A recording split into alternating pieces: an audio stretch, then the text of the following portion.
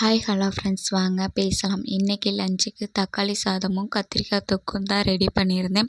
Combination செம்மையாக இருக்கும். நீங்களும் ஒரு டைம் ட்ரை பண்ணி பாருங்கள். நாங்கள் ஸ்கூல் டேஸில் வாரத்தில் ஒரு நாள் லஞ்ச் பாக்ஸ் மெனு தக்காளி சாதம் கம்பல்சரி இருக்கும். ஏன்னா தக்காளி சாதம்னா எங்களுக்கு ரொம்ப பிடிக்கும். இப்போ இருக்க பிள்ளைங்களுக்கு தக்காளி சாதம் எது, குஸ்கா எதுன்னு தெரியாத அளவுக்கு நம்ம செஞ்சு கொடுத்துட்ருக்கோம். எங்களுக்கு 90ஸில் தக்காளி சாதம் செய்கிறப்ப இந்த இஞ்சி பூண்டு கொத்தமல்லி புதினா தயிர் இதெல்லாம் போட மாட்டாங்க.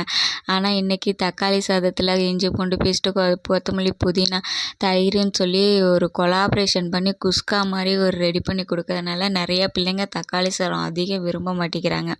அதனால் அவங்க லஞ்ச் பாக்ஸ் மெனுவில் கண்டிப்பாக எலுமிச்சைப்பழ சாதமும் பொட்டேட்டோ ஃப்ரையும் இருக்கும் இன்றைக்கி. ஏன்னா என் பிள்ளைக்கு லெமன் ரைஸ் தான் பிடிக்குதுன்னு சொல்லி நிறைய பேர் வாரத்தில் ஒரு நாள் லெமன் ரைஸ் தான் செஞ்சு கொடுக்குறாங்க. எங்களுக்கெலாம் அன்றைக்கி அந்த காலத்தில் லெமன் ரைஸ் கிடையாது. ஒன்லி ஒன் தக்காளி சாதம்.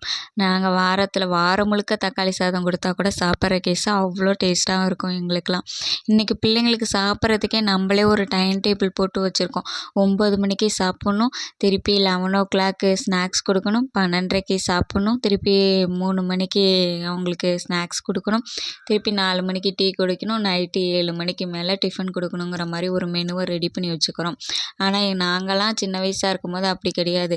இந்த வீதியை சுற்றிட்டு வந்து ஒரு பிளேட்டு சாப்பிடுவோம், இந்த வீதியை சுற்றிட்டு வந்து ஒரு பிளேட் சாப்பிடுவோம். ஊரே ரவுண்ட் அடித்து 12 மணி நேரத்துக்கும் ஒரு நாளைக்கு 12 தடவை சாப்பிட்டுட்ருக்கோம்.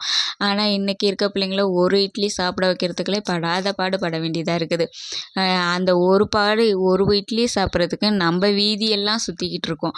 ஒரு வீதி தாண்டி இன்னொரு வீதி, அங்கே பாரு இங்கே பாருன்னு சொல்லி அதை பாரு இதை பாருன்னு சொல்லி ஒரு இட்லியை ஊட்ட வைக்க நம்ம இன்றைக்கி வீதியெல்லாம் சுற்றிட்டு இருக்கோம். ஆனால் ஒரு வீதிக்கு ஒரு தடவை சுற்றிட்டு வந்து ஒரு பிளேட் சோறு சாப்பிட்ட காலம் அந்த காலம். நாங்களாம் அப்படி தான் சாப்பிட்டோம்.